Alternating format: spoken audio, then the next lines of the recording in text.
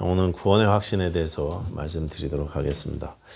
구원의 확신을 보통 7가지 정도로 이렇게 정리할 수 있겠는데 그 중에 한 가지가 용서, 하나님의 용서하심에 대한 확신입니다.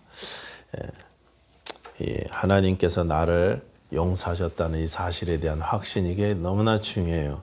말은 그렇게 하고 또 알고는 있는데 우리 용서하지 못해서 우리의 죄 가운데 또 우리의 아픔들 가운데 이렇게 매어 사는 모습들이 우리 가운데 너무나 많습니다. 하나님께서는 우리를 용서하셨다고 말씀하시기 때문에 성경의 말씀을 우리가 믿고 누리면서 살아야 할 줄로 믿습니다. 저는 어렸을 때부터 사역자처럼 교회에서 살았어요. 이게 목사 패밀리로 자란 특권 아닌 특권인데 참 감사하게도 마치 제가 무슨 사역자인 것처럼 이렇게 교회 일을 할 수 있는 기회가 어렸을 때부터 주어졌었습니다. 그래서 성경 교사도 이렇게 할 수 있는 기회가 있었고, 뭐 성가대 봉사도 했고, 또 여러 가지 봉사들을 하면서 교회 생활을 했었습니다. 그러다가 이제 2003년도에 신학교에 입학해서 여기 브레아에 있는 신학교에 입학하고, 거기에 있는 지금 우리 교단 교회는 아니지만 브레아 침례교회라는 교회에 같이 예배드리던 한국교회 전도사 생활을 시작했었습니다. 그때가 이제 본격적으로 이렇게 사역자로서 이렇게 생활을 시작한 것이었습니다. 그러니까 평신도로 사역하는 거하고 목회자로서 사역하는 거는 이게 완전히 분위기가 다르더라고요. 제가 평신도로 사역을 배우고 이렇게 섬겼던 교회는 꽤 큰 교회였습니다. 수백 명이 모이고 지금은 수천 명이 모이는 교회로 부흥했는데, 그런 큰 교회에서 사역을 바쁘게 했지만 그때는 이렇게 뭐 부담이나 뭐 이런 게 그렇게 없었어요. 근데 여기 LA 브레아에서 사역했던 교회는 교인이 그렇게 많지 않았고 몇 가정 안 되는 교회였고, 그나마도 다 목사님, 담임 목사님 가정 교회였습니다. 작은 교회였지만 전도사다 이렇게 하다 보니까, 사역자다 이렇게 하다 보니까 굉장히 부담이 이렇게 오고 중압감도 생기고 했었습니다. 평신도였을 때는 하나님께서 별 훈련도 안 시키셨던 것 같습니다. 연단도 없었던 것 같습니다. 그런데 목회자의 그 일을 가기 시작하니까 이것도 연단이겠구나, 하나님이 많은 연단을 주시는구나 하는 생각들이 이렇게 들 때가 많았었습니다. 그 연단들 가운데 대표적인 것은 이제 재정의 연단이었습니다. 재정의 훈련. 돈에 대해서 깨끗하고 사심 없이 목회할 수 있는 그 훈련을 하나님께서 시키시는구나, 이런 생각 많이 했습니다. 목회자는 누구보다도 물질에 대해서 또 금전적인 측면에서 깨끗해야 하기 때문에 하나님께서 보통 목회자로 부르신 분들이 본격적인 사역을 시작하기 전에 이런 연단을 주시는 것을 알 수 있습니다. 특별히 저처럼 물질에 약하고 흔들리고 민감한 사람은 두말할 나위도 없는 것입니다. 그렇지 않으면 크게 일을 그르치기 때문에 하나님께서 사용하시기 전에 연단을 주시는 것 같습니다. 한참 제가 이 재정 문제로 훈련을 받고 있을 때 한국에서 제 부모님께서 카드를 하나 보내주셨습니다. 현금 카드인데 한국에 있는 미국계 은행에다가 제 이름으로 계좌를 개설하시고 그 계좌에다가 제 부모님께서 돈을 넣어주시는 거예요. 돈을 넣어주시면 제가 이곳에서 아무 ATM기, 뭐 세븐일레븐이든 뭐 웨스트파고든 뭐 은행에 가갖고 이렇게 착 ATM기를 긁으면 돈을 500불까지, 하루 500불까지 이렇게 찾을 수 있습니다. 보통 이 송금을 하면 20불, 30불이 와야 하는데 이 수수료 붙잖아요. 근데 그렇게 하면은요 3불밖에 수수료가 차지가 안 돼요. 그러니까 싸죠. 아무 때나 가서 돈 빼서 써도 되고요. 어느 날 제 부모님이 돈을 얼마 보내주셨다고 이렇게 연락이 왔습니다. 그래서 제가 그 돈을 찾아가지고 이래저래 다 썼습니다. 그러다가 다시 또 돈 들어갈 일이 생겼어요. 그래갖고 혹시 또 남아있는 돈이 있을까, 혹시 부모님이 보내주셨을까 해갖고 그 카드의 잔고를 체크를 한번 해봤습니다. 월마트에 있는 ATM기에서 했거든요, 제가. 그래서 이렇게 착 긋고 비밀번호를 착 눌러보고는 깜짝 놀랐어요. 그 안에 2만 불이 들어있는 거예요. 돈이 어마어마하게 많은 돈이 들어있어요. 분명히 그게 다시 제 이름으로 개설된 제 계좌거든요. 그런데 거기에 생각지도 못한 큰 돈이 들어있었던 것입니다. 여러분의 은행 통장에 어느 날 보니까 누가 넣었는지 모르는데 100만 불이 탁 들어와 있으면 어떤 생각이 드십니까? 예? 놀래죠. 놀래고 가슴이 막 콩당콩당 하지 않습니까?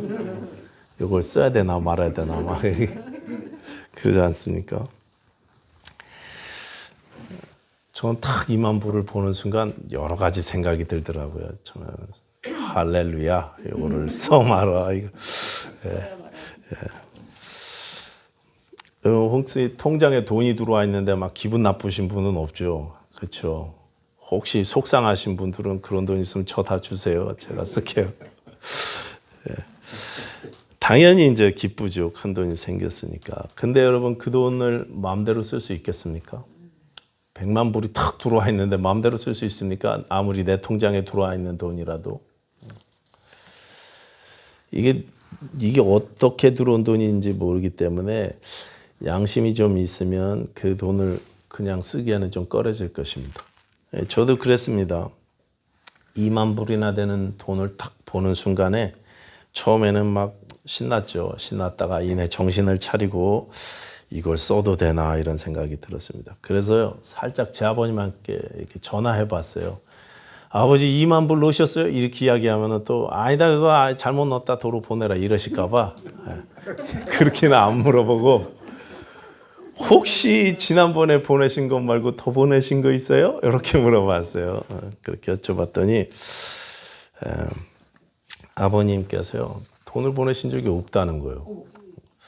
그때부터 이제 막 떨리기 시작하죠. 아, 이거 써야 되나 말아야 되나, 이거 하나님이 보내주셨나. 그래갖고 이거 가지고 차를 한 대 사야 되겠다 이런 결심까지 했습니다. 근데 나중에 알고 보니까 그게 2만 불이 아니고 2만 원, 2만 원, 한국 돈 2만 원이었어요. 예, 그게 한국에서 입금한 거라 갖고, 그래갖고 이게 달러가 아니고 한국 돈이었습니다. 20달러가? 20불이 채 안 됐어요. 이제 좋다만 이야기예요. 좋다만. 여러분, 이 하나님께서는요, 우리의 모든 죄의 빚을 다 갚아주셨습니다. 다 갚아주셨어요. 예수 그리스도 안에서 다 갚아주셨습니다. 우리의 모든 죄의 빚을 다 갚아주셨을 뿐만 아니라 예수 그리스도 안에 속한 하늘의 모든 신령한 복을 다 주셨어요. 우리가 우리 힘으로는, 우리 자격으로는 도저히 누릴 수 없는 용서와 축복의 은총을 허락해 주셨습니다. 근데 우리가 그것을요, 믿지 못해요. 누리지 못합니다. 마치 하나님께서 내 크레딧 카드에 있는 돈을 다 갚아주시고, 빚을 다 갚아주시고, 통장 안에 평생 쓰고도 남을 만큼의 큰 돈을 넣어주셨는데, 그게 내 돈이라는 사실을 믿지 못해서 내가 불안해서 사용하지 못하는 것과 똑같습니다. 통장 안에 뭐 20불이든 2만 불이든 그게 분명히 나한테 보내주신 돈인데 내게 주셨다고 믿지 못하니까 막 떨리는 것입니다. 마음 편하게 사용하지 못하는 것입니다. 이거 써도 되나? 이래도 되나? 이런 생각이 앞서는 것입니다. 오늘 읽은 본문 내용을 지금 잘 설명해 주는 이야기가 아까 제가 드린 말씀입니다.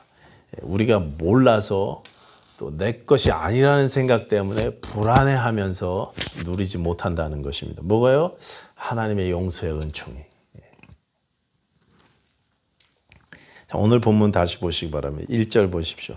다 같이 읽겠습니다. 시작. 성령이 밝히 말씀하시기를 후일에 어떤 사람들이 믿음에서 떠나 미혹하는 영과 귀신의 가르침을 따르리라 하셨으니, 미혹하는 영과, 고까지 읽겠습니다. 미혹하는 영과 귀신의 가르침을 따른다. 그래서 믿음에서 떠난다 그렇게 이야기하십니다. 여기 귀신의 가르침, 그러니까 뭐 귀신의 가르침 따르시는 분이 있습니까? 아니, 나하고는 별 상관없지. 뭐. 나는 옛날에 조상님들이 섬기던 귀신들 버린 지가 언젠데. 나는 상관없다 이렇게 생각하시겠지만 근데 미혹하는 영에는요 많은 사람들이 걸려요. 이 미혹하는 영과 귀신의 가르침 여기 뭘까요 이게요? 오늘 보면 앞에 보면 3장으로 넘어가서 보시면 3장 16절 한번 다 같이 읽어보겠습니다. 3장 16절 시작. 크도다 경건의 비밀이요 그렇지 않다 하느니 없도다. 그는 육신으로 나타난 바 되시고 영으로 의롭다 하심을 받으시고 천사들에게 보이시고 만국에서 전파되시고 세상에서 믿음 받으시고 영광 가운데서 올려지셨느니라. 자 여기서 그는 예수님이십니다. 경건의 비밀이 아주 큰데 그 경건의 비밀이 예수님이다 이렇게 이야기합니다. 경건은요 그러니까 하나님 보시기에 의롭다는 것은 예수님 때문에 그렇습니다. 예수님을 바라보기 때문에 그렇다는 것입니다. 예수님을 바라보는 삶이 경건이라는 것입니다. 착한 일에서 경건이 아니고 종교 생활에서 경건이 아니고 예수님을 바라봐서 경건이라는 것입니다. 경건의 비밀이 아주 큰데 그 경건의 비밀이 예수님이라는 것입니다. 예, 경건은 예수님을 보는 것입니다. 그런데 미혹하는 영과 귀신은 어떻게 가르치냐? 4장 3절 오늘 본문 읽은 말씀이죠. 3절부터 다시 보시면 혼인을 금하고 어떤 음식물은 먹지 말라고 할 터이나 음식물은 하나님이 지으신 바니 믿는 자들과 진리를 아는 자들이 감사함으로 받을 것이니라. 하나님께서 지으신 모든 것이 선함에 감사함으로 받으면 버릴 것이 없나니 하나님의 말씀과 기도로 거룩하여짐이라. 예. 미혹하는 영과 귀신이여 결혼하지 말아라. 그래야 경건한 거다. 고기 먹지 말아라. 그래야 경건한 거다. 술 마시지 말아라. 담배 피지 말아라. 돼지고기 먹지 말아라. 뭐 이거 먹지 말아라. 저거 먹지 말아라. 이거 해라. 저거 해라.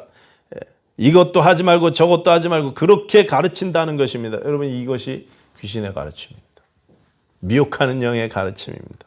경건은 뭐 아무것도 하지 말아서 이것도 하지 않고 저것도 하지 않고 술 마시지 않고 담배 피지 않고 그래서 지켜지는 것이 아니라는 말씀입니다. 경건은요 예수를 볼 때 지켜지는 것입니다. 예수님 안에서 지켜지는 것입니다. 예수님을 바라보면서 예수님이 가장 귀하기 때문에 예수님이 가장 소중하기 때문에 다른 것들이 자동으로 사라져 가는 거예요. 이것도 금하고 저것도 금하고 그런 법을 지켜서 우리가 경건해지고 의로워지는 것이 아니고 예수님 안에서 예수님을 바라보니 예수님을 사랑하는 마음 때문에 내가 그렇게 되어져 가는 것입니다. 예수님처럼. 예수의 의가 내게로 와서 내가 의로워지는 것입니다. 내 속에서 스스로는 의로운 게 도무지 나올 수 없는데 예수님의 의를 내가 받아서 내 안을 채우는 것입니다. 예수님을 바라볼 때 우리 삶에 자동으로 하나님의 율법이 법이 지켜지기 시작하는 것입니다. 예수를 바라볼 때 하나님 외에 다른 신을 관심 두지 않게 됩니다. 예수를 바라볼 때 그리스도 안에서 참된 안식 누리는 법을 배우게 됩니다. 예수님을 바라볼 때 부모를 공경하기 시작합니다. 예수님을 바라볼 때 내 아내와 남편을 소중하게 여기고 침상을 귀하게 여기기 시작합니다. 경건의 비밀은 예수님이십니다. 그런데 미혹하는 영과 귀신들은 잘못된 가르침으로 우리를 넘어뜨리는 것입니다. 오늘 본문은 그렇게 넘어진 사람들을 믿음에서 떠난 사람이라고도 하고 2절에 보시면 자기 양심에 화인 맞은 사람이다 이렇게 표현하고 있어요. 2절 말씀이죠. 자기 양심이 화인을 맞아서 외식함으로 거짓말하는 자들이다 그랬습니다. 여러분 양심에 화인 맞았다는 게 무슨 뜻일까요? 우리가 이런 말 많이 쓰잖아요. 화인. 불로 이렇게 다림질하는 것처럼 이렇게 찍었다는 소리인데 낙인 찍었다는 그런 소리인데요. 보통 우리가 어떻게 생각하느냐면 이걸 양심이 굳어져 갖고 무슨 일을 해도 양심의 가책을 받지 않을 때 그런 사람을 볼 때 저 양심에 화인 맞은 사람이라고 보통 그렇게 이야기합니다. 그래서 어떤 영어 성경 버전은 moral numbness 이렇게 번역한 성경도 있습니다. 근데 원래 성경의 뜻은 좀 그와는 다르더라고요. 찾아보니까. 이 말은 원래 죄의 표식으로 낙인을 찍는 것 그거 말하는 거예요. 죄의 표식으로 낙인 찍는다. 그러니까 우리 양심에다가요, 너는 죄인이라고 팍 찍는 것입니다. 도장 찍는 게 주홍 글씨처럼 이게 팍 찍는 겁니다. 불도장을 찍어갖고 지우지 못하게. 그래갖고 지속적인 죄의식과 지속적인 정죄감을 갖고 살 수밖에 없게 만드는 거예요. 이거 볼 때마다 그렇진 않은 죄인이지. 팍 찍혀 있어요. 너는 죄인이야. 팍 찍혀 있어요. 우리 한국말은 이제 뜻이 반대죠. 죄책감을 못 느끼면, 죄의식을 못 느끼면 양심에 화인 맞았다. 우리는 그렇게 이야기합니다. 그런데 오늘 성경의 뜻은요, 반대라는 것입니다. 내가 용서받았음에도 불구하고 계속 팍 찍혀 있어갖고 나는 죄인이야, 나는 정죄받아야 돼, 나는 하나님께서 기뻐하시지 않아, 이런 정죄감과 죄 용서받았음을 확신하지 못하고 살면 그것을 양심에 화인 맞았다고 이야기하는 것입니다. 반대죠, 우리말하고. 아까 처음에 말씀드린 이 통장에 큰 돈이 들어온 상황처럼 하나님이 내 모든 빚을 다 갚아주시고 또 마음껏 사용하라고 내 통장에 100만 불을 넣어주셨는데 그게 내 것이라는 사실을 믿지 못하고 사용하지 못하는 꼴이라는 거예요. 우리의 신앙과 우리의 삶의 모습이 혹시 지금 그렇지는 않느냐 이것입니다. 경건의 비밀이신 예수님을 바라보지 못하고 율법을 붙잡고 이거 해야 된다, 저거 해야 된다, 하지 말아라, 저거 하지 말아라, 이런 종교 생활에 얽혀 매서 살게 되면 그러면 그것은 귀신에게 속아서 믿음에서 떠난 것입니다. 이미 다 용서하셨음을 믿지 못하고 이제까지 내가 지은 모든 죄를 하나도 빠뜨리지 않고 모조리 다 예수 그리스도 어깨에 다 쏟아부으셔갖고 예수님이 다 가져가셨음을 내가 신뢰하지 못한다면 그게 양심에 화인 맞은 거라는 거예요. 아직도 내가 뭔가 잘 보여서 하나님께 인정받으려는, 뭔가 좋은 일을 해서 점수 따서 용서받으려는 그런 삶이라는 것입니다. 이해되십니까? 여러분, 침례 요한은 요단강에서 자기에게 나오는 예수님께 뭐라고 이야기하냐면 보라, 세상죄를 지고 가는 하나님의 어린 양이다 그랬습니다. 세상죄를 지고 갔다 그랬어요. 세상죄 지고 가시는데 내 죄는 뺐겠습니까? 예수님께서 거기 2020년 애나임에 살던 이명훈이 죄는 빼놓고 가셨겠습니까? 세상죄를 지고 가셨는데 이명훈이는 너무 심각해서 제 거는 하나 빼야겠다. 그러셨겠습니까? 다 지고 가셨다고 말씀하시는데요. 우리가 믿지 못하고 내 죄는 너무나 심각해서 저 사람 죄는 다 용서하신 것 같은데 나는 골라갖고 용서하신 것 같아요. 요거는 용서하셨는데 요거는 도무지 하나님도 용서 못하실까? 우리가 예수 그리스도의 보혈을 정말로 믿을 수 있다면, 십자가의 은총을 영 깊이 믿고 받아들였다면 지금까지 우리가 살아온 인생길에 생겨났던 우리의 모든 죄와 아픔들은 다 용서받은 줄로 믿습니다. 하나도 빠짐없이, 하나도 빼놓지 않고 예수께서 다 지고 가신 것입니다. 하나도 빠짐없습니다, 여러분. 그러면 죄 많이 지면서 사셨죠, 지금까지. 그렇죠. 우리가 죄 많이 졌습니다. 죄 많은 삶이었습니다. 한국 노래 중에는 한 많은 이 세상 막 이렇게 노래하게 돼. 한 많은 이 세상. 한 많죠. 죄가 많으니까 한이 많습니다, 우리가. 그런 삶 살아왔는데 그 많은 죄 어떻게 다 갚으실래요, 여러분? 어떻게 다 해결하실래요? 하루하루 숨 쉬는 게 죄인데 어떨 때. 내가 해결할 수 있는 게 아닙니다. 내가 해결하는 게 아니고 예수님께서 다 지고 가셨다니까요. 다 지고 가셨어요. 다 해결하셨습니다. 그 예수님을 바라보는 것이 경건인 것입니다.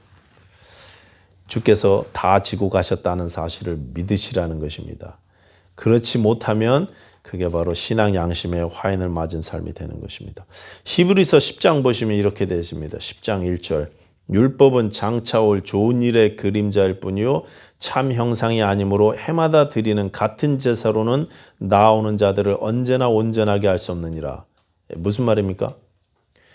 율법의 규정으로 드리는 짐승 제사는요 그림자일 뿐이라는 것입니다. 진짜는 아직 안 왔다는 거죠. 진짜 제물은 예수님이시라는 것입니다.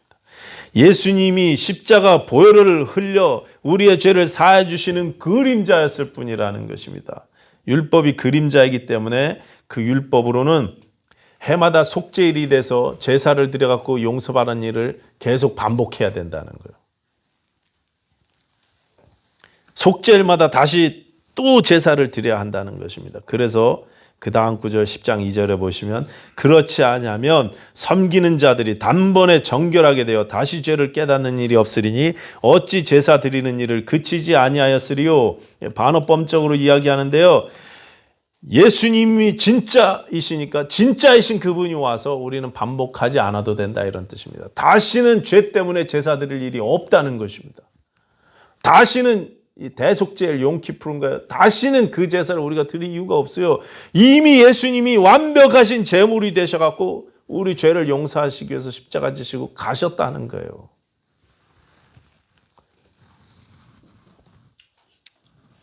다시는 죄를 깨닫는 일이 더 이상 없다 그렇게 이야기합니다. 죄를 깨닫는다 이게 정죄감 이야기하는 것입니다. 정죄감. 더 이상 내 양심에 정죄감이 없다는 것입니다. 여러분 삶에서 보통 우리 인생의 가장 큰 문제는 죄입니다. 죄가 가장 큰 문제예요. 신자에게는 뭐가 가장 큰 문제입니까? 신자는요 죄의 문제가 다 해결되신 사람들이에요. 해결된 분이십니다. 그때 하나님 앞에 성령께서 우리 양심을 치실 때 우리를 책망하실 때마다 무릎 꿇고 회개하시면 다 용서하셔요. 이미 용서하셨어요. 신자에게는요 죄는 더 이상 큰 문제가 되지 않습니다. 신자에게 있는 큰 문제는요 정죄감의 문제. 이미 하나님께서 용서하셨음에도 불구하고 내가 나를 용서하지 않고 내가 저 사람을 용서하지 않습니다. 그리고 정죄해요. 나를 정죄하고 다른 사람을 정죄.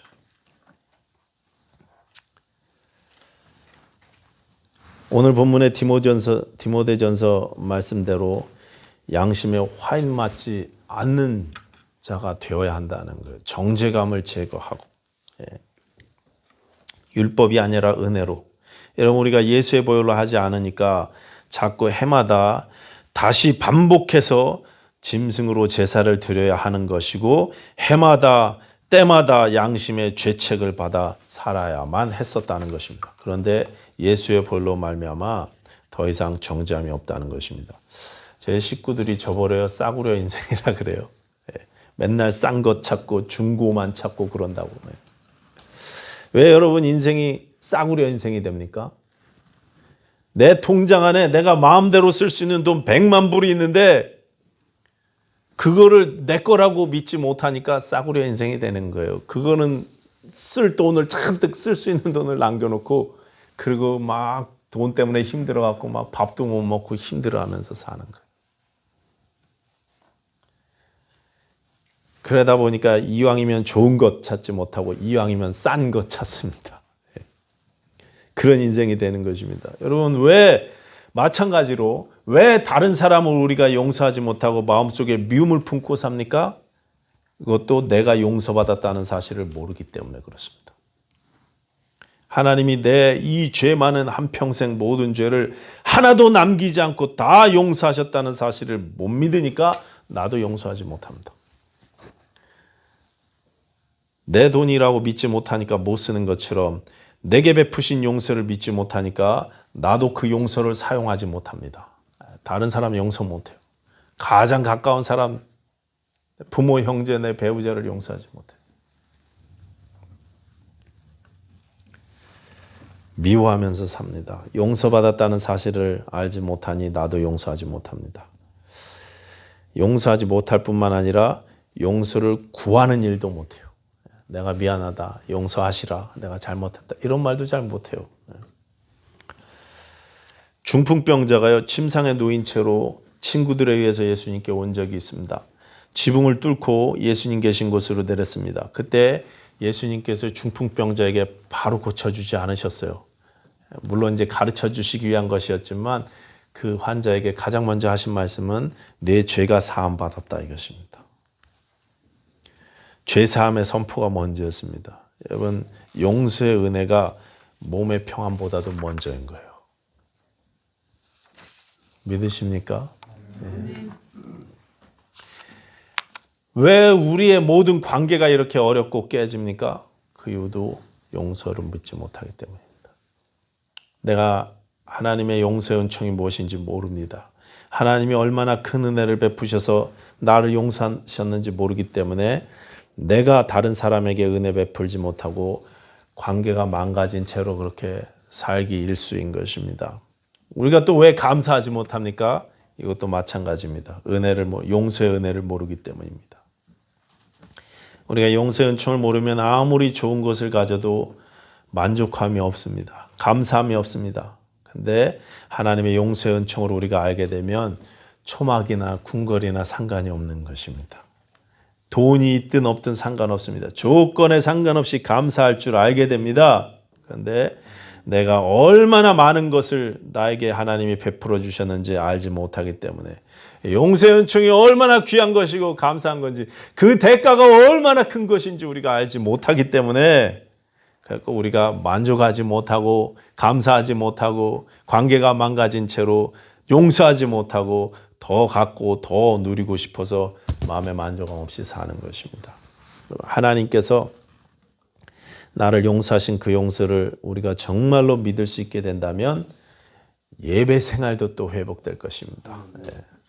시편 130편 4절은 이렇게 노래합니다. 그러나 사유하심이 주께 있으면 주를 경외하게 하심이니이다. 주의 용서하심 때문에 주를 경외하게 된다는 것입니다. 예배하게 된다는 것입니다. 어떤 사람이 이렇게 이야기합니다. 하나님이 나를 다 용서해 주셨으니까 내가 그럼 뭐 편하게 마음대로 살아도 됩니까? 보험 들어놨네요. 엉터리로 살아도 되겠네요. 한 번 구원은 영원한 구원이니까. 내가 뭐 죄를 저지르긴 했지만 하나님이 다 용서해 주셨으니 상관없겠네요. 그러면서 만약에 이런 사람이 교회 와갖고 사기치고 다른 사람 거 뺏고 거짓말하고 그러고 나서 나는 용서받았다고 상관없다고 이렇게 이야기한다면 여러분 그 사람은 정말 자기의 생명을 살리시고 죄를 용서하신 하나님의 은혜를 아는 사람이라고 할 수 없을 것 같습니다. 그 사람 정말 모르는 사람이에요. 모르니까 그렇게 함부로 사는 것입니다. 그런 일은요 있을 수가 없습니다. 참으로 예수 그리스도의 그 용서를 믿는다면 그 생명과 영혼을 나를 살리기 위해 주신, 나를 용서하기 위해서 베풀어 주신 그 은혜가 무엇인지 안다면 우리는 그 순간부터 막 사는 게 아니라요 그분을 위해서 살고 싶어져요. 내 인생 그분을 위해서 드리고 싶어져요. 연세하고 상관없이 여러분 지금 연세가 80이든 뭐 10대 청소년이든 상관없이 그 은총을 체험하는 사람들은요 주를 위해서 살고 싶어서 결단하는 거예요.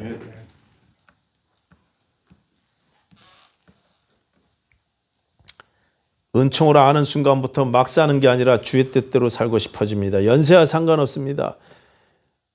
몸의 건강과도 상관없습니다. 상황과도 상관없습니다. 은혜를 누리다가 하나님의 은혜를 누리면서 베풀면서 다른 사람에게 또 은혜를 증거하다가 그렇게 천국에 가고 싶은 거예요.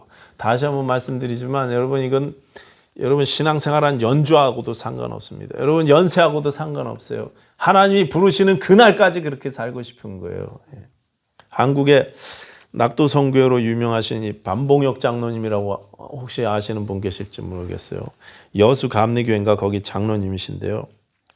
경상남도하고 전라남도 아래쪽에 있는 외진 섬들 미국은 와서 보니까 섬에 부자들만 살더라고요. 근데 한국은 섬에 가난한 분들이 사시잖아요.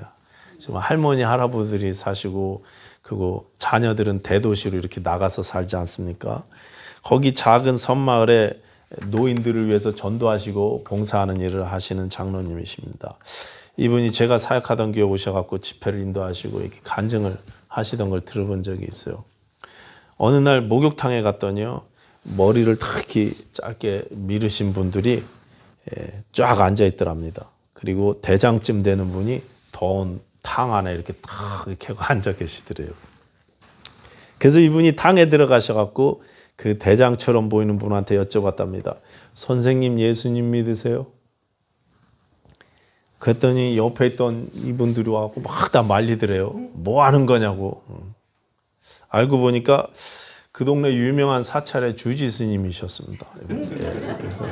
그분이 이제 사우나에서 목욕하고 계신데 예수 믿느냐고. 근데 막 옆에 이제 다른 분들이, 다른 이제 같이 오신 스님, 이제 젊은 분들이 우리 주지 스님이라고 막 뭐하냐고 막 이렇게 말리는데, 그 주지 스님이 일로 오라 그러더래요, 옆으로. 그 옆에 가셨대요. 두 분이 다 옷 다 벗고 탕에 들어가셔갖고. 근데 그분이 보니까 배가 이렇게 많이 부어 있는 거예요. 암으로, 간암인가 해서 이렇게 많이 부어 있으셨대요. 근데 이렇게 몸을 따뜻하게 해야 되니까 이렇게 온탕에 이렇게 자주 오시고, 그날도 이렇게 탕에서 이렇게 몸을 데피고 계셨던 것입니다.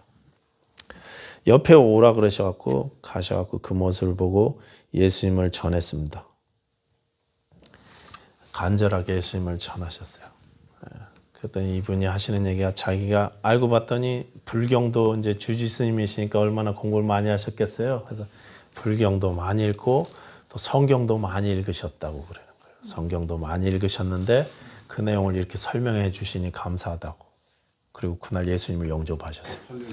목욕탕 안에서 예수님을 영접하셨어요. 주지 스님이. 그 다음 주에 교회 오셨습니다. 교포를 입고 그 교회로 오셨는데, 그 교회 그 절에 다니다가 예수님 믿게 된 아줌마들이 많대요. 그 아줌마들이 보니까 주지 스님이 들어오시는 거예요, 저 예배당에. 그러니까 어머나 스님 하면서 막 따라가갖고 팔짱 끼고, 스님도 예수님 믿게 되셨네요. 반가워요. 잘하셨어요. 아버님 같은 분이시니까. 그렇게 그분은 인생의 마지막 몇 달을 예수님을 영접하고 행복한 삶을 살다 가셨습니다. 여러분, 연세하고 상관없어요. 여러분이 하나님의 은총을 누리고 용서의 은혜를 누리는 것은요, 지금 여러분의 상관은 아무런 상관이 없습니다. 몸이 아파도 건강해도 상관없습니다. 돈이 있거나 없거나 상관없습니다. 연세가 지금 뭐 80대신 어른이나 10대나 상관이 없어요.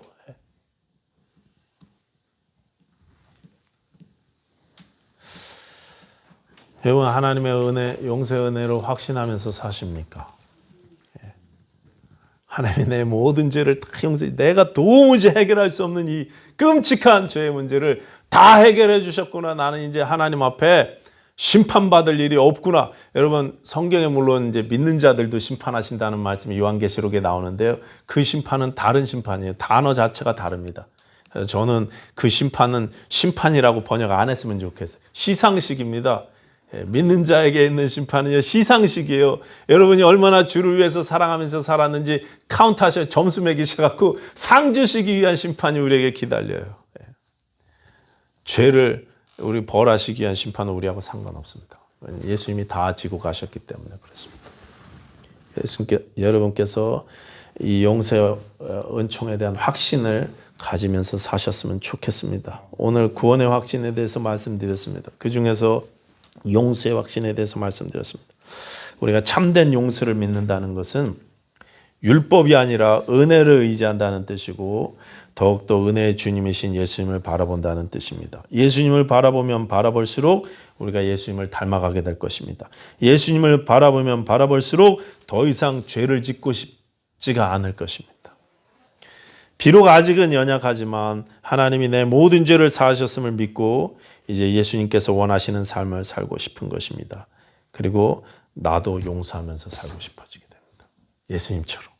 예수님께서 십자가 위에서 저들이 몰라서 그럽니다. 하나님 용서해 주십시오. 이렇게 기도하셨어요. 이 용서의 은총을 여러분 심령 깊숙이 정말로 믿고 누리시게 되기를 축원합니다. 이번 시간에 잠깐 기도하실 때 눈을 감고 여러분 조용한 이 시간에 한번 생각해 보십시다. 오늘 앉아주세요. 오늘은 우리가 한번 기도했으면 좋겠습니다. 여러분이 정말 하나님께서 내 모든 죄를 하나도 빠짐없이 다 용서하셨음을 믿으십니까? 내 모습에 상관없이 예수님 때문에, 예수님의 순종 때문에 내 모든 죄가 눈과 같이 휘어졌음을 여러분 정말로 믿으십니까? 성경은 예수 안에 있는 우리에게 더 이상 정죄함이 없다고 말씀하십니다. 여러분 정말 그렇게 믿으십니까? 용서함을 믿으셔서 나도 기꺼이 다른 사람을 용서하고 또 망가진 내 관계들이 회복되고 예배와 감사가 회복되는 삶을 여러분 소원하십니까? 소원하시기 바랍니다. 하나님, 나도 다른 사람을 용서하게 해주시옵소서. 망가진 내 관계들이 회복되게 하여 주시옵소서. 그냥 방치해놓고 있지 않게 하여 주시옵소서. 내 안에 예배와 감사 생활이 회복되게 하여 주시옵소서. 여러분이 소원하시고 기도하시기 바랍니다. 이 시간에 혹시 여러분 머릿속에 누가 떠오르십니까? 아직 여러분 관계 가운데 용서하지 못한 분 있으면 이번 시간에 용서를 하나님 앞에 간구하시기 바랍니다. 내가 용서할 수 있는 힘을 주십시오. 능력과 믿음을 주시옵소서. 예수님께서 예물을 제단 앞에 드리다 거기서 형제에게 원망될 만한 일이 있는 줄 생각나거든 예물을 제단 앞에 두고 먼저 가서 사화하고 그리고 나서 예물을 드리라고 말씀하셨어요. 예배보다 관계가 우선입니다. 용서가 우선인 것입니다. 이 시간 여러분 하나님께 아뢰십시다. 용서를 구하고 용서를 베푸시기 바랍니다. 다 같이 말씀을 생각하시면서 잠시 통성으로 기도하겠습니다. 하나님 아버지 감사합니다. 하나님 아버지, 우리를 주신 주의 은총을 하나님 우리가 생각하게 하시되 날마다 감사하게 하시고 날마다 주의 은총을 예배하며 찬미하게 하여 주시옵소서. 하나님 아버지의 이 은총을 누리며 사는 삶 살게 하여 주시옵소서. 하나님, 그래서 이제 주님처럼 용서하며 주를 위해서 살게 하여 주시되 내 남은 평생을 주를 위해 헌신하며 사는 삶 되게 하여 주시옵소서. 하나님, 우리의 모든 관계들이 회복되기를 원합니다. 하나님 아버지, 내가 용서받았으니 나도 용서하는 삶 살기를 원합니다.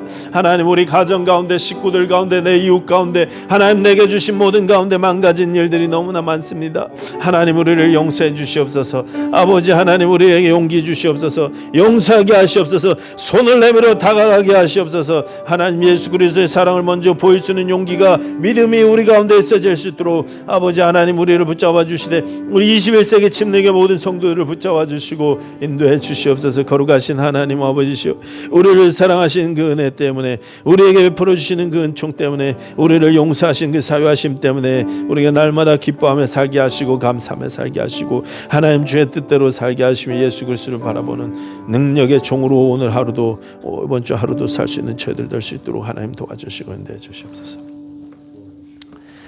하나님 아버지 감사합니다. 우리를 사랑하신 그 사랑을 바라보며 믿으며 우리 또한 하나님 사랑하고 용서하며 살게 하여 주시옵소서. 용서를 베풀게 하시고 또 용서를 구하게 하여 주시옵소서. 감사드리며 예수님 이름으로 기도했습니다. 아멘.